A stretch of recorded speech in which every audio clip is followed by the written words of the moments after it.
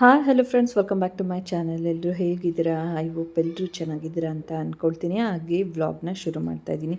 ಇದು ಬಂದು ನಮ್ಮ ಮನೆ ಮೌಲ್ಡ್ ಕೆಲಸ ನಡೀತಾ ಇದೆ. ಸೊ ಅದರದ್ದು ವ್ಲಾಗ್ನ ನಾನು ಇವತ್ತು ನಿಮ್ಮ ಜೊತೆ ಶೇರ್ ಮಾಡ್ಕೊಳ್ತಾ ಇದ್ದೀನಿ.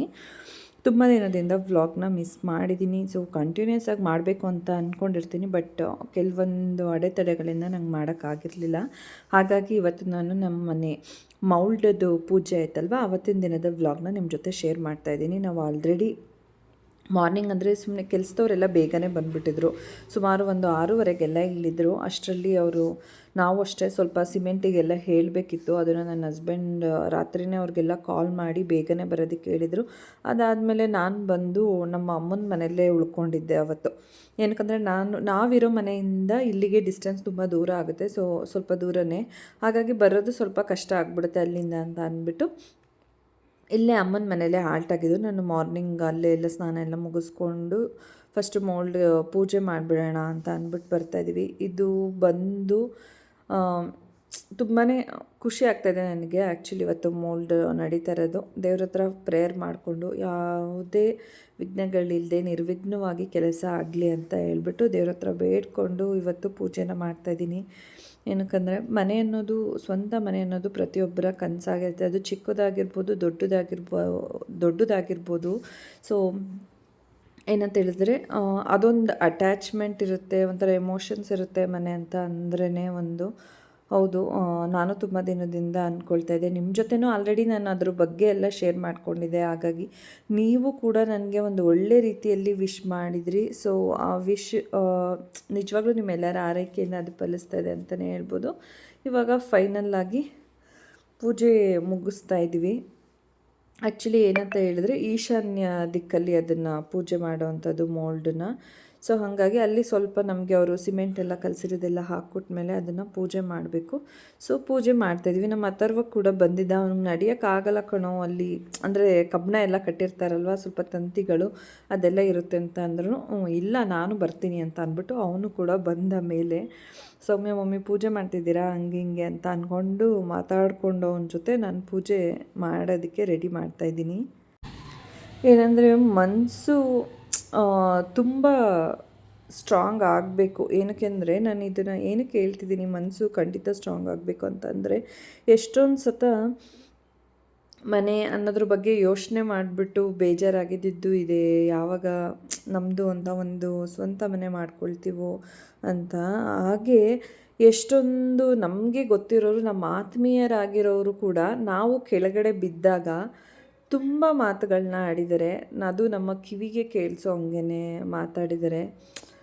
ತುಂಬ ಹತ್ತಿರದವರಾಗಿರ್ತಾರೆ, ನಾವು ತುಂಬ ದೂರದವರಾಗಿರಲ್ಲ. ಅವ್ರ ಬಗ್ಗೆ ನಾವು ಮಾತಾಡಿದ್ರೆ ಬೇರೆಯವ್ರ ಮುಂದೆ ಅವ್ರಿಗೆ ಹರ್ಟ್ ಆಗುತ್ತೆ ಅನ್ನೋದು ಗೊತ್ತಿದ್ದು ಕೂಡ ಕೆಲವೊಂದು ಸಣ್ಣ ಪುಟ್ಟ ಮಾತುಗಳನ್ನ ನನ್ನ ಮುಂದೆನೇ, ಅದು ನಾವು ಮಾತಾಡ್ತಾ ಇದ್ರೆ ಯಾರ್ದೋ ಜೊತೆಗೆ ನಾವು ಒಬ್ಬರ ಜೊತೆ ಮಾತಾಡ್ತಿರ್ತೀವಿ ಅಂದ್ಕೊಳ್ಳಿ, ಬಟ್ ಅವ್ರು ಮಧ್ಯದಲ್ಲಿ ಬಂದು ಅವ್ರು ಮೂಗು ತೂರಿಸಿ ಮಾತಾಡೋ ಅಂಥದ್ದು, ನೆಗೆಟಿವ್ ಆಗಿ ಹಿಂಗೆಲ್ಲ ಮಾಡಿದ್ದಾರೆ. ಸೊ ಅದೆಲ್ಲ ಒಂದು ತುಂಬ ಬೇಜಾರಿತ್ತು ನನಗೆ. ಅದು ಯಾವಾಗ ಒಳ್ಳೆ ದಿನಗಳು ಬರುತ್ತೆ, ಅದಕ್ಕೆಲ್ಲ ಉತ್ತರ ಯಾವಾಗ ಕೊಡ್ತಾರೆ ದೇವರು ಅಂತ ಅಂದ್ಬಿಟ್ಟು ವೆಯ್ಟ್ ಮಾಡ್ತಾಯಿದ್ದೆ. ಬಟ್ ಖಂಡಿತ ಏನೋ ಒಂದು ಕಳ್ಕೊಂಡಿದ್ದಾಗ ಎಲ್ಲರೂ ಮಾತಾಡೋದಾಗಿರ್ಬೋದು, ಆ ಸಮಯದಲ್ಲಿ ನಮಗೆ ಗಟ್ಟಿತನ ಬೇಕಲ್ಲ, ಖಂಡಿತ ಆ ಸ್ಟ್ರಾಂಗ್ನೆಸ್ ಅದನ್ನು ಹಿಡ್ಕೊಂಡು ಮುಂದೆ ಹೋಗೋದಿದೆಯಲ್ಲ, ಆತ್ಮವಿಶ್ವಾಸ, ಅದು ತುಂಬಾ ಮುಖ್ಯ. ಸ್ವಾಮಿ ವಿವೇಕಾನಂದ ಅವರು ಒಂದು ಮಾತು ಹೇಳ್ತಾರೆ. ಏನಂತ ಹೇಳಿದ್ರೆ, ದಿನ ಎದುರಿಸೋಕ್ಕಾಗದೆ ಮತ್ತು ನಾವು ಒಂದು ಪರಿಸ್ಥಿತಿನ ಗೆಲ್ಲೋಕ್ಕಾಗೋದಿಲ್ಲ ಅನ್ನೋ ಸಮಯದಲ್ಲೂ ಕೂಡ ಛಲದಿಂದ ಮೇಲೆ ಎದ್ದು ಬರ್ತೀವಿ ನೋಡಿ, ಅದೇ ನಿಜವಾದ ಗೆಲುವು ಅಂತ ಹೇಳ್ತಾರೆ ಸ್ವಾಮಿ ವಿವೇಕಾನಂದ ಅವರು. ಸೊ ಸುತ್ತಲಿರೋ ಪರಿಸ್ಥಿತಿ ನಮ್ಮನ್ನು ತುಳಿಯೋದಕ್ಕೆ ಎಷ್ಟು ಪ್ರಯತ್ನ ಪಟ್ಟಿರುತ್ತೆ, ಬಟ್ ಅದನ್ನೆಲ್ಲ ಸಹಿಸ್ಕೊಂಡು ಮೇಲೆ ಬಂದಿರ್ತೀವಿ.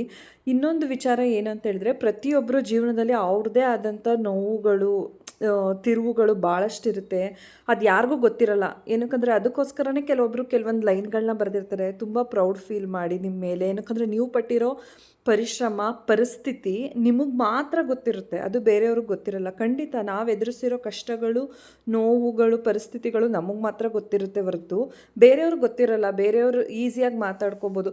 ಏನು ಇಷ್ಟು ಒಂದು ಚಿಕ್ಕದಾಗಿ ಒಂದು ಮನೆ ಮಾಡ್ಕೊಳ್ಳೋದಕ್ಕೆ ಇಷ್ಟು ಮಾತಾಡಬೇಕಾ, ಇಷ್ಟು ಒಂದು ಅಚೀವ್ಮೆಂಟಾ ಇದು ಅಂತ ಅನ್ಕೋಬೋದು. ಬಟ್ ನನ್ನ ವಿಚಾರದಲ್ಲಿ ಏನಕ್ಕಂದರೆ ನಾನು ಸ್ಟ್ರಗಲ್ ಮಾಡಿದ್ದೀನಿ ಲೈಫಲ್ಲಿ ಅಷ್ಟೊಂದು.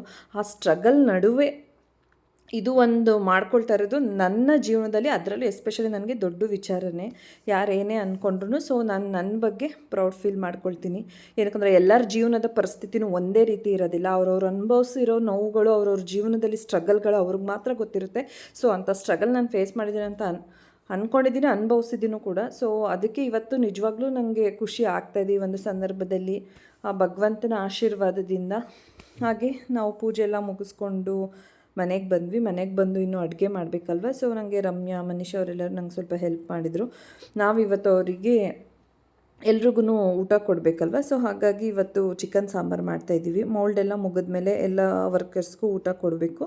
ಸೊ ಹಾಗಾಗಿ ಮನೇಲೇ ಮಾಡ್ತಾಯಿದ್ದೀವಿ. ನಾನು, ಅಮ್ಮ, ರಮ್ಯಾ ಎಲ್ಲರೂ ಸೇರಿಕೊಂಡು ಮಾಡಿದ್ವಿ. ಸೊ ಫೈನಲಾಗಿ ಅದು ಇನ್ನೇನೋ ಆಗೋದ್ರಲ್ಲಿದೆ. ಏನಕ್ಕಂದರೆ ಬೇಗ ಮುಗಿಸ್ಕೊಂಡು ಬಂದುಬಿಡ್ತಾರೆ. ಆ ಕೆಲಸ ಎಲ್ಲ ಮುಗಿಸ್ಕೊಂಡು ಬಂದಿದ್ದ ತಕ್ಷಣ, ಅವ್ರು ಕೆಳಗಡೆ ಇಳ್ದಿದ ತಕ್ಷಣ ಅವ್ರಿಗೆ ಊಟ ಕೊಡಬೇಕು. ಸೊ ಅದೆಲ್ಲ ಆದಮೇಲೆ, ಎಲ್ಲ ಕೆಲಸ ಮುಗಿದ್ಮೇಲೆ ನಾನು ರಮ್ಯಾ ಸೈಟ್ ಹತ್ರ ಹೋಗೋಣ ಬಾ ಅಂತ ಅಂದ್ಬಿಟ್ಟು. ಇವಾಗ ನೋಡಿ ಎಲ್ಲ ಕೆಲಸ ಆಗಿತ್ತು. ಮೋಲ್ಡೆಲ್ಲ ಹಾಕಿದ್ಮೇಲೆ ಹೆಂಗೆ ಕಾಣುತ್ತೆ ಏನು ಎತ್ತ ಅಂತ ಅಂದ್ಬಿಟ್ಟು. ಸೊ ಅದಾದಮೇಲೆ ನಾನು ರಮ್ಯಾ ಅಲ್ಲೇ ವೆಯ್ಟ್ ಮಾಡ್ತಾಯಿದ್ವಿ. ಅದನ್ನ ಶಿವು ಮತ್ತು ರಕ್ಷಿತಾ ಕೂಡ ನಾವು ಬರ್ತಿದ್ದೀವಿ, ಅಲ್ಲೇ ಇರಿ, ಹೋಗಬೇಡಿ ಅಂತ ಕಾಲ್ ಮಾಡಿದರು. ಹಾಗಾಗಿ ನಾವು ಅಲ್ಲೇ ಮತ್ತೆ ಅವರು ಬರ್ತಾರೆ ಅಂತ ಅಂದ್ಬಿಟ್ಟು ವೆಯ್ಟ್ ಮಾಡ್ತಾಯಿದ್ವಿ. ಅವರು ಬಂದಮೇಲೆ ಸುಮಾರು ಹೊತ್ತು ಇಲ್ಲಿ ಟೈಮ್ ಸ್ಪೆಂಡ್ ಮಾಡಿದ್ವಿ. ಮೋಲ್ಡೆಲ್ಲ ಆದಮೇಲೆ ಏನೋ ಒಂಥರ ನೋಡೋಕ್ಕೆ ಖುಷಿ ಅಂತ ಅನ್ನಿಸ್ತು. ನನಗಂತೂ ಒಂಥರ ಸಮಾಧಾನ ಆಯಿತು. ಹಾಗೆ ಫ್ರೆಂಡ್ಸ್, ನೋಡಿದ್ರಲ್ಲ ನಮ್ಮದು ಮೌಲ್ಡ್ ಆಗಿ ಫೈನಲ್ಲಾಗಿ ಹೇಗಾಗಿದೆ ಅಂತ ಅಂದ್ಬಿಟ್ಟು. ಹಾಗೆ ಇದು ಬಂದು ಇನ್ನು ನೆಕ್ಸ್ಟ್ ಡೇ, ಇನ್ನೊಂದು 2-3 ಡೇಸ್ ಇತ್ತು ಅನಿಸುತ್ತೆ, ಅದು ನೆಕ್ಸ್ಟ್ ಡೇ ವ್ಲಾಗು. ಇನ್ನೊಂದು 2-3 ಡೇಸ್ ಆದಮೇಲೆ ನಾವು ಫ್ಯಾಮಿಲಿ ಎಲ್ಲರೂ ಅಯೋಗ್ಯ 2 ಮೂವಿಗೆ ಹೋಗಬೇಕು ಅಂತ ಅಂದ್ಕೊಂಡಿದ್ವಿ. ಸೊ ಹಂಗಾಗಿ ಹೋಗೋಣ ಅಂತ ಅಂದ್ಬಿಟ್ಟು ರೆಡಿ ಆಗ್ತಾಯಿದ್ವಿ. ನಾವು ರೆಡಿಯಾಗಿ, ನಾನು ನನ್ನ ಹಸ್ಬೆಂಡ್ ಎಲ್ಲ ರೆಡಿ ಆಗ್ಬಿಟ್ಟು ವೆಯ್ಟ್ ಮಾಡ್ತಾಯಿದ್ವಿ. ರಮ್ಯಾ ಅವ್ರು ಬರಲಿ, ಅಲ್ಲಿಂದ ಮೂವಿಗೆ ಹೋದ್ರೆ ಆಯಿತು ಒಟ್ಟಿಗೆ ಅವ್ರ ಜೊತೆನೇ ಅಂತ. ಅವ್ರು ಹಂಗೆ ಬಂದು ನಿಮ್ಮನ್ನು ಪಿಕಪ್ ಮಾಡ್ತೀವಿ ಅಂತ ಹೇಳಿದರು. ಸೊ ಹಾಗಾಗಿ ವೆಯ್ಟ್ ಮಾಡ್ತಾಯಿದ್ವಿ. ಆ್ಯಕ್ಚುಲಿ ಮೂವಿ ಬಂದು 7:20ಗಿದೆ. ಹಾಗೆ ಫ್ರೆಂಡ್ಸ್, ಈ ಒಂದು ವ್ಲಾಗ್ನ ಇಲ್ಲಿಗೆ ಎಂಡ್ ಮಾಡ್ತಾಯಿದ್ದೀನಿ. ಈ ಒಂದು ವ್ಲಾಗ್ ನಿಮ್ಗೆ ಇಷ್ಟ ಆಗಿದ್ರೆ ದಯವಿಟ್ಟು ಲೈಕ್ ಮಾಡೋದನ್ನು ಮರಿಬೇಡಿ. ಹೀಗೆ ಸಪೋರ್ಟ್ ಮಾಡ್ತಾಯಿರಿ.